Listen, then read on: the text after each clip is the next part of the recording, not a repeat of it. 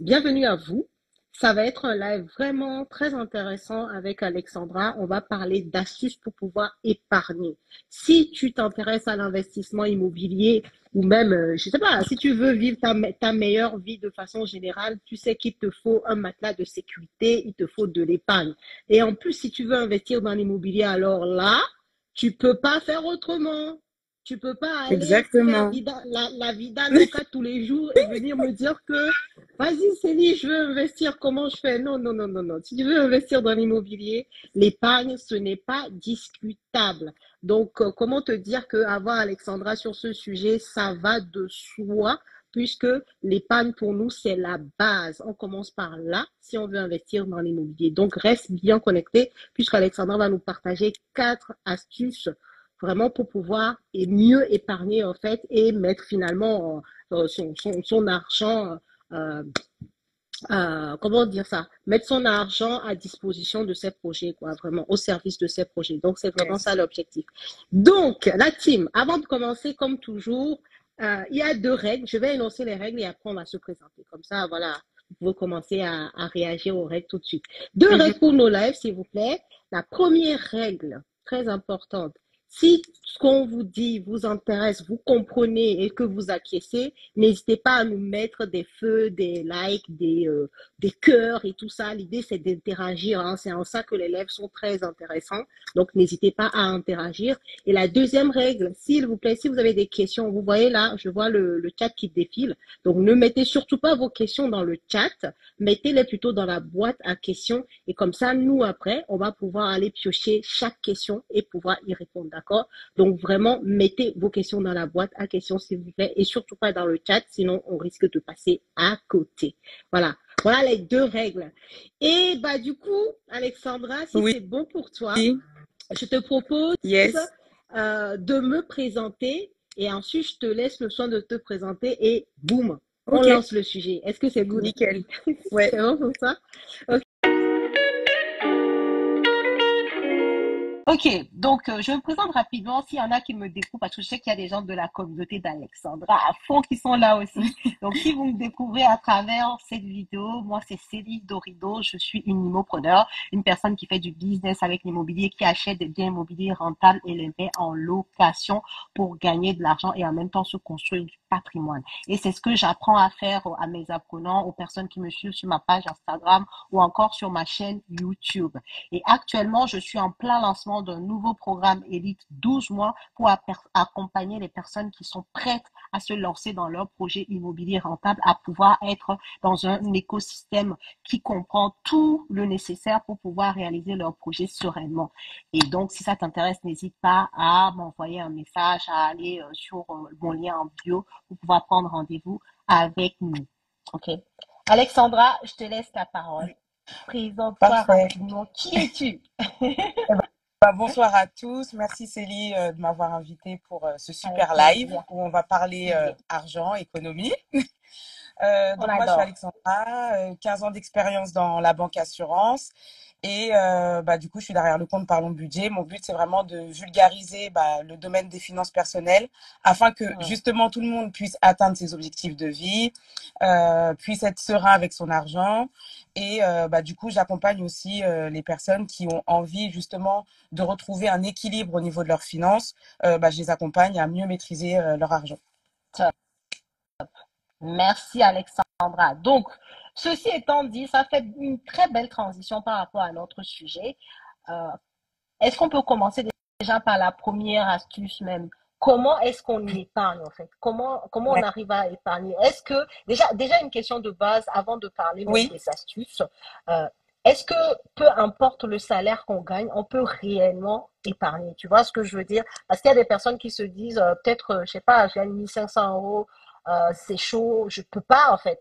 Mais est-ce que peu importe le montant qu'on touche tous les mois de revenus, on peut réellement épargner, mettre de l'argent de côté? Oui, peu importe le salaire qu'on gagne, on Mm. peut mettre de l'argent de côté. Alors après, bien sûr, il y a chacun ses spécificités, chaque personne a ses charges, etc. Mais on peut, tout le monde à notre échelle, mettre de l'argent de côté. Après, c'est sûr qu'on mettra pas la même somme quand on gagne 1 500 € ou quand on va gagner 4 000 € par mois. Et Ouais. justement, ça, faut être OK avec ça. Et, euh, et du coup, par contre, il faut quand même tous les mois se définir un montant. Et donc, du coup, bah, ça enchaîne un petit peu avec, du coup, le premier conseil, en tout cas, c'est vraiment de se définir une somme à épargner. Mais tout le monde peut épargner. Hmm. C'est à la portée de tous. Merci, merci. Bon, j'imaginais bien la réponse, mais c'est bien de le dire aussi pour que les Oui, gens comprennent que c'est pas une question de non, il y a que les gens qui gagnent, je sais pas moi, à partir de 3, 4, 5 000 euros qui peuvent épargner, quoi. La réalité, c'est qu'il y a, alors, je sais pas si tu me rejoindras, comme toi, tu es experte du domaine, d'ailleurs, tu as dû voir plusieurs profils de clients. oui, Il y a des personnes qui gagnent 5 000 euros, mais qui n'arrivent pas à épargner, quoi. Et oui, il y a des personnes oui, qui oui, gagnent énormément, mais qui n'arrivent pas à épargner. Donc, c'est pour dire, je ne sais pas ce que tu en penses par rapport à ça. Est-ce que tu as fait cette remarque aussi? oui, Mais clairement, oui, c'est pas une question de salaire. oui, tout à fait. Et je te rejoins totalement. C'est vrai qu'il y a une chose qui est importante aussi. Plus on va gagner d'argent, plus on peut avoir Mm, tendance à augmenter son train de vie. Et du coup, l'épargne va passer un petit peu au second plan. Alors que des mm, personnes, du coup, qui vont gagner peut-être 1 500, 2 000 €, elles vont se dire, bon, bah, moi, de toute façon, enfin, faut vraiment que je fasse attention, etc. mm, Donc, une mm, personne qui gagne 5 000 € peut avoir moins de capacité d'épargne qu'une personne qui mm. gagne 1 500 €. C'est possible. Merci. Non, mais c'est tellement ça, c'est tellement ça. Et il faut bien s'en rendre compte, quoi. Ce n'est pas une question de je gagne peu ou je... Non, en fait. C'est vraiment, je pense, quelque chose qui s'apprend d'ailleurs à épargner et ça tombe bien, c'est pour ça qu'on est là. Donc, tu disais, première astuce, définir la somme à mettre de côté. Comment est-ce qu'on fait ça concrètement là? Oui. Si tu pouvais nous donner un exemple, voilà, comment je fais pour me dire par rapport à mon profil, un exemple, hein, Mm. je pourrais mettre tant d'euros de côté, tu vois. Alors, en général, on conseille Mm. d'épargner à peu près 10% de ses revenus. Ok. Ça, c'est vraiment un conseil très généraliste. Mhm. Après, pour vraiment faire son épargne à soi-même et Ouais. savoir combien on peut épargner, il faut se confronter à sa réalité et à son budget. Voilà. Donc, en fait, quand je dis que enfin, mon premier conseil, c'est vraiment de définir un montant, Mm. c'est vraiment de définir un montant cohérent avec son budget. Et j'insiste bien Ok. sur le mot cohérent. Ça veut dire qu'on va prendre ses revenus, on va prendre ses charges, Mm. on va soustraire les revenus et les charges, et on va regarder combien il nous reste. Mm. Si il nous reste 300 € par exemple dans le budget, on ne va pas aller épargner 250 € et laisser 50 € du coup pour peut-être pour les loisirs ou Ouais. autres, parce que du coup on risque forcément peut-être d'être frustré à un moment Mm. et on va avoir l'impression de ne pas arriver à atteindre ses objectifs, Ouais. d'être nul, etc. Alors que c'est pas du tout le cas. C'est juste que le montant qu'on aura décidé d'épargner n'est pas cohérent avec notre réalité. Il faut pas y aller trop fort, quoi. Exactement. Il faut épargner tous les mois, mais il faut que cette Ouais. épargne-là, ce soit une épargne qui soit durable, si je puis dire. Ouais. Ça veut dire Ouais, que je ouais. la mets de côté et je l'oublie. Très bien, très bien. Faut pouvoir être consistant et donc pour ça, il faut pas que en fait cette routine d'épargne là soit comme une contrainte ou un truc qui crée de la frustration qui finalement ferait que bon bah on va aller repiocher dedans ou on va se dire non mais ou on va pas le faire forcément de façon continuelle puisqu'on va s'arrêter à un moment à cause justement de cette frustration là quoi. Donc bien tenir en compte du coup sa réalité. Exactement. Ouais, ouais, Oui, tout à fait. très bien. Enfin, faut vraiment prendre en compte sa réalité et comme je dis, il faut faire son budget. On peut pas définir un montant au hasard. Ouais, Voilà, ok. c'est pas je gagne 2 000 €. Ah ben, je pense que je peux mettre 200 € de côté. Donc, bon, bah, je vais mettre Ok. 200 € et après, je verrai. Mais non, en fait, il faut vraiment savoir combien Mm, on peut mettre de côté. Donc, on enlève les charges qui sont indispensables, les mm. charges obligatoires. Et en fait, justement, ce qui va rester, c'est ce qu'on va appeler la capacité d'épargne. Très Et bien. dans cette capacité d'épargne, c'est de là qu'on va définir un montant qu'on décide de mettre de côté. Mais on ne définit pas un montant au hasard. Ça, vraiment, ça ne fonctionnera pas. Parfois, on peut avoir de la chance, ça va fonctionner, le montant va tomber juste, mais des fois, en fait, et la plupart du temps, c'est ça, Mm. le montant n'est pas le bon. Mm, mm. Ok, ok. Très, très, très intéressant. Je regarde dans les commentaires, là, les réactions. J'épargnais trop et ce n'était pas en cohérence avec mon budget. Tu vois, il y a Myrtille qui dit ce que tu viens de dire là, Mm. en fait, de son expérience. Bah, elle en faisait trop et c'était pas du tout dans son budget, ce qui fait que elle prenait à chaque fois ce qu'elle avait épargné en début de mois. Voilà. Ouais, Et bah du coup, je pense que ça doit être même décourageant, en fait. Tu eh vois, ben, quand tu c'est ce que j'allais reviens. dire. Ouais. C'est ce que j'allais dire, Célie. Franchement, bah merci Myrtille là pour cette remarque. Euh, Quand on va épargner un montant et qu'on va avoir tendance à piocher dedans, en fait, si on le fait sur plusieurs mois, en fait, on va avoir l'impression Mm, qu'on est nul, qu'on n'y arrive pas, que du coup, peut-être on a trop de charges, etc. Alors mm, que c'est pas du tout ça. La plupart du temps, c'est juste que le montant n'est pas cohérent. C'est pour ça que j'ai insisté vraiment sur le mot cohérence. Il faut que le mm, montant soit cohérent avec son budget. Parce que on peut avoir le même salaire. Par mm, exemple, on peut tous gagner 2 000 euros, mais on ne va pas épargner la même somme. Parce mm, que il y a une personne qui va être célibataire, donc peut-être qu'elle aura un peu moins de charges. mm, Il y a une personne qui va avoir des enfants, donc peut-être qu'elle aura un peu plus de charges. Donc du coup, le montant qu'on va pouvoir épargner, il ne sera pas le même. La mm. capacité d'épargne qui va rester après avoir payé ses charges ne sera pas la même. Très bien. Et j'avais une question là qui en lien avec ce premier point là, tu as dit il faut d'abord faire son budget. Alors, Oui, très synthétiquement, c'est quoi un budget en soi pour ceux qui ne sauraient pas, voilà, c'est quoi un budget et comment on l'établit rapidement? oui, oui, bien sûr. Alors, un budget, c'est quoi? C'est un prévisionnel, de toute façon. Hein. Un budget, c'est un Hein. prévisionnel du Mm, mois qui va arriver ou de l'année, parce qu'on peut faire aussi un budget annuel. Et ok. du coup, comment on fait son budget? Eh ben, tout simplement, enfin, le plus simple, hein, Mm, c'est de prendre une feuille et un stylo et d'ouvrir son application bancaire. Parfois, ça fait pas plaisir, on n'a pas envie, on a peur, voilà, c'est une source de stress, mais on n'a pas le choix. mm, Pour faire un budget, on a besoin de savoir précisément, mais je dis bien précisément, mm, tout ce qui sort du compte. Voilà, donc ok. quelle entrée on a et quelle sortie on a. Et je dis bien précisément, ça veut dire que même l'abonnement cloud à 2 euros, par exemple, qu'on peut avoir, Ouais, il faut le noter dans le budget. Le petit abonnement Netflix, il faut le noter. Le petit abonnement Spotify, il faut le noter. Il faut tout prendre en compte. très bien. Et quand on va faire son budget, justement, on va se rendre compte peut-être qu'il y a des dépenses qu'on Mm, peut retirer. Ou on va se rendre compte, peut-être, on va se dire, ah ben ça, ah, j'ai telle assurance, mais en fait, elle ne me sert plus cette assurance-là. Du coup, je vais la mm, supprimer.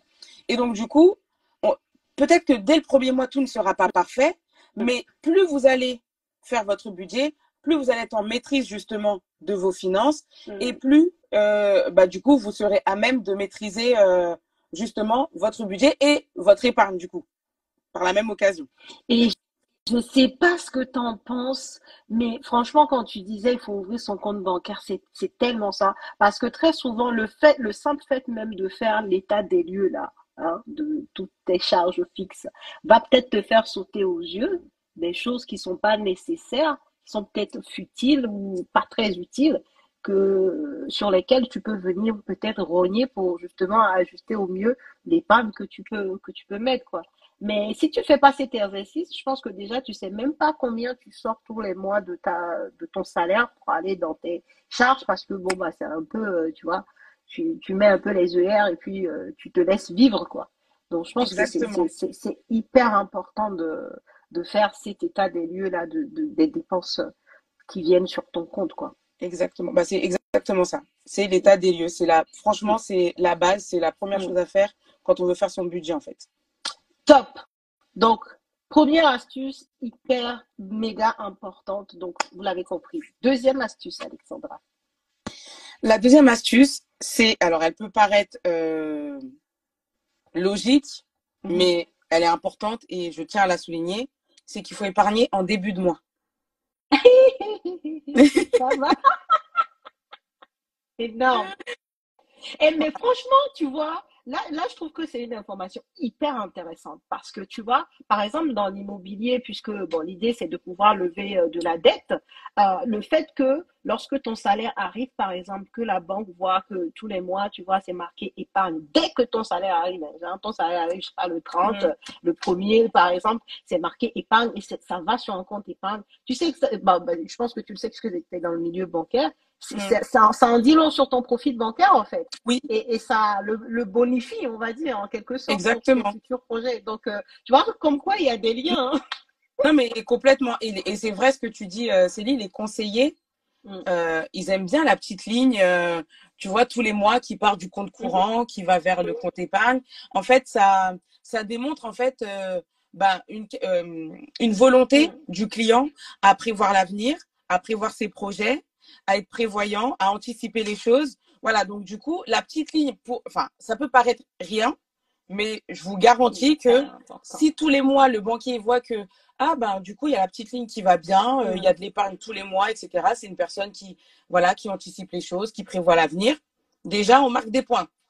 Faut- Une personne qui met de l'argent de côté avant même de payer ses charges ou de commencer à penser à ses loisirs, c'est énorme. Enfin, pour nous, c'est rien, mais pour les banques, franchement, c'est une astuce de ouf. Hein. Faites ça comme Alexandra a dit, franchement, Ouais, c'est bon pour votre épargne et c'est bon pour votre profil bancaire. c'est Clair. ça, c'est ça. Et justement j'avais vu une remarque dans le Dans le dans chat, les commentaires, ouais, dans le chat, du coup qui disait pourquoi l'oublier puisque c'est de l'argent qui dort. Alors j'ai quand je pas dis vu. oublier, c'est juste en fait on épargne. Du coup on va mettre son argent sur un compte épargne. Et quand je dis l'oublier, ça veut dire qu'on va vivre avec le reste. Parce Mm. que si on l'oublie pas, si on se dit, bon, ben, je le mets de côté, mais bon, au cas où, le 15 du mois, je pourrais aller piocher dedans, ben, en fait, du coup, l'épargne, elle grandira pas, elle grossira pas. Et du coup, ben, les objectifs se verront d'autant plus retardés. Complètement. Je pense que l'idée de l'oublier, c'est pas de l'oublier à vie ou pendant des années. Hein. Si c'est, C'est enfin, ça, c'était peut-être comme ça que la personne l'a comprise, mais c'est pas du tout ce qu'on dit là. Hein. C'est vraiment en mode dans enfin, je sais pas, dans ta vie quotidienne, ton épargne, c'est pas pour que tu ailles repiocher dedans quelques semaines après, quoi. Faut bien se exactement. dire que c'est de l'argent pour peut-être des projets, bref. Donc, Oui. Donc, c'est plutôt ça. oui, c'est exactement ça. Donc, vraiment épargner en début de mois. Mm. Donc, on définit la somme, on épargne en début de mois. Idéalement, on met en place un virement automatique, comme ça, on n'a pas à y penser. Mm. On ne se dit pas, ah mince, ce mois-ci, j'ai oublié de. On met en place un virement permanent. Mm. Et donc, surtout, chose à ne pas faire, du coup, vous l'aurez compris, c'est de ne pas épargner en fin de mois. Donc, Mm. c'est pas, j'attends de voir ce qui s'est passé dans le mois et je verrai si à la fin du mois, il reste de l'argent, je les mettrai de côté. Ça, Mm. jamais, parce qu'en général, C'est bah, soit il gaspille. reste pas d'argent ou du coup on Mm. oublie. Donc non. C'est clair, hein, je suis complètement d'accord avec toi. Il y a une personne qui dit, je crois que c'est Chablis 971, c'est ça, j'ai eu cette impression et grâce au live d'Alexandra, j'ai réajusté mon épargne. Ah, c'est quand on parlait du premier point, là, épargne en fonction Oui, de tes revenus précisément, quoi, et de tes dépenses. Donc, très bien, très bien. Ok, oui, grâce à Alexandra. Oh, Alexandra, franchement, pépite, hein. Grâce à Alexandra, j'ai tout à ajuster et renégocier. Donc, si merci. vous êtes dans allez voir Alexandra, c'est la spécialiste du sujet. Et après, quand vous aurez de l'épargne, venez me Et voir. Ceux qui ont de l'épargne, là, c'est ça. venez me Voilà. voir. C'est Pour là que, l'investissement, pour voilà. voilà. En tout cas, vous voulez investir dans l'immobilier, venez Et me c'est voir une fois que vous avez de l'épargne. Parce que si vous venez me voir et vous dites, je viens de sortir du découvert, je peux rien faire. bah, Allez voir surtout. Alexandra. Non mais après c'est en fait euh, c'est vrai que enfin peut-être qu'il y a 3 4 ans en arrière, on aurait fait ce live là, Célie. Mm.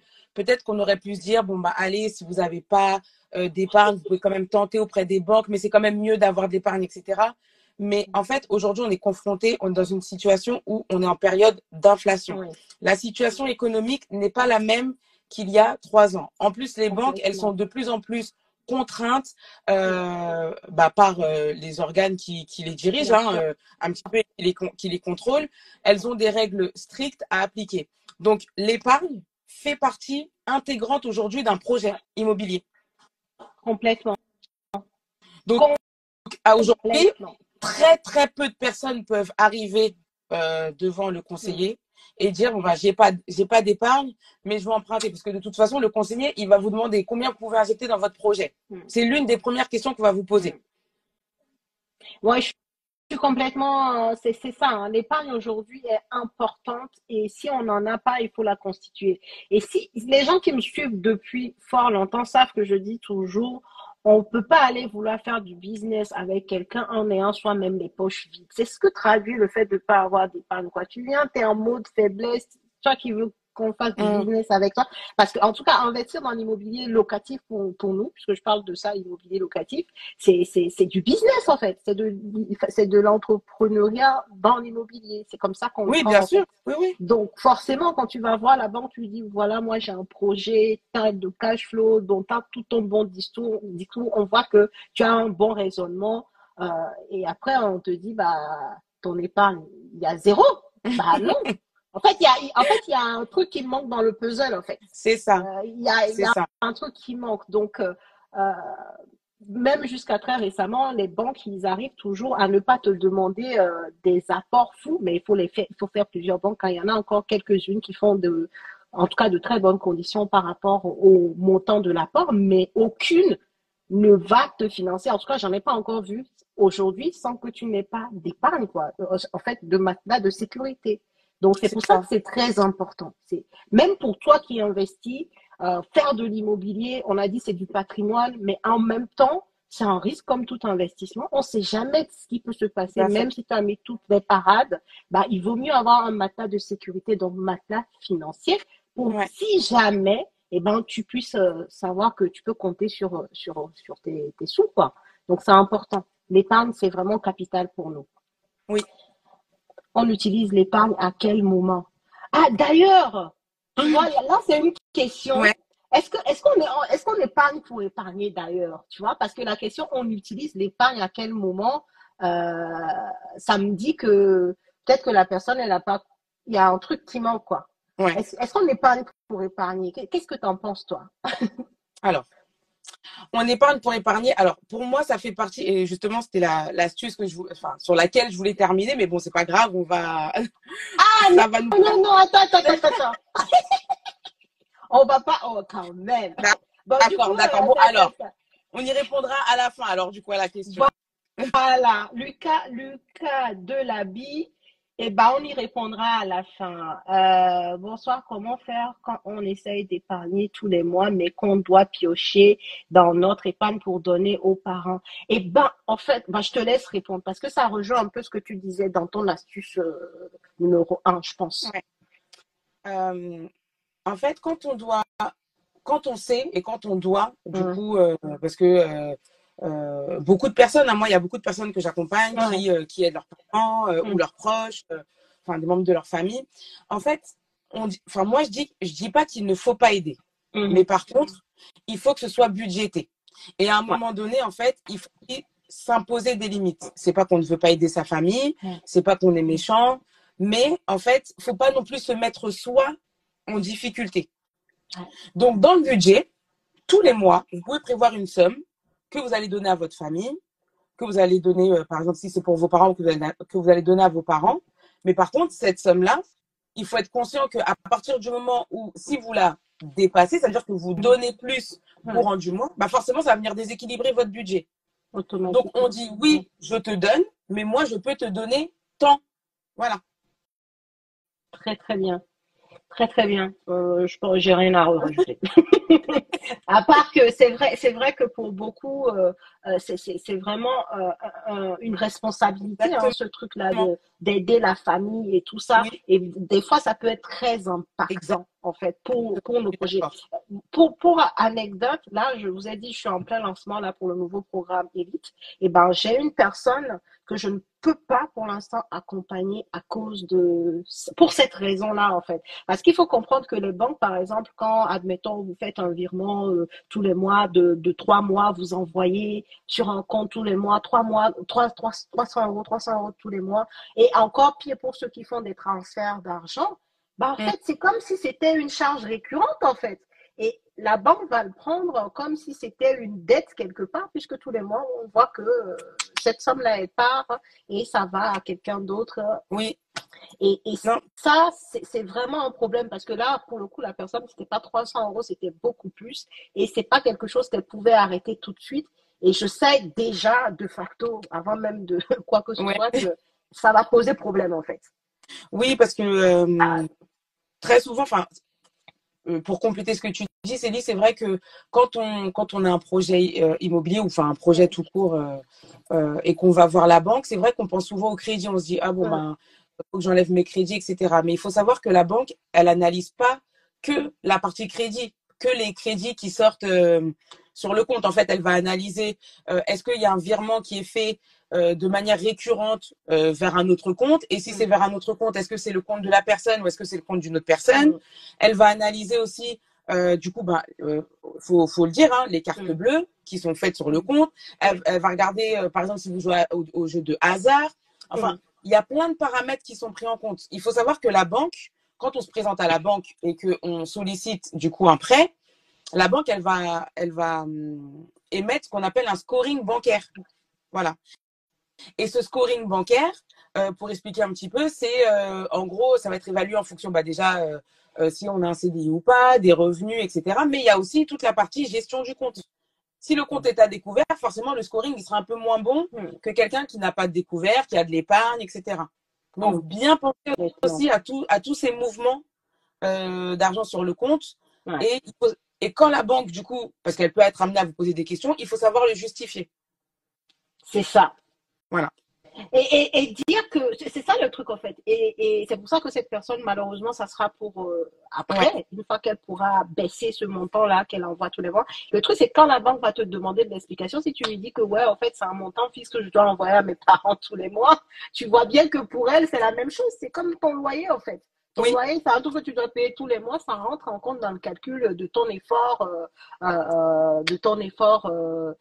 comment on appelle ça déjà? De tes dépenses, oui, de voilà, de tes tes charges, dépenses en mensuelles, fait. voilà, de tes charges fixes. Et donc, du coup, ça rentre en compte dans la capacité d'emprunt direct, en fait. C'est ça le problème.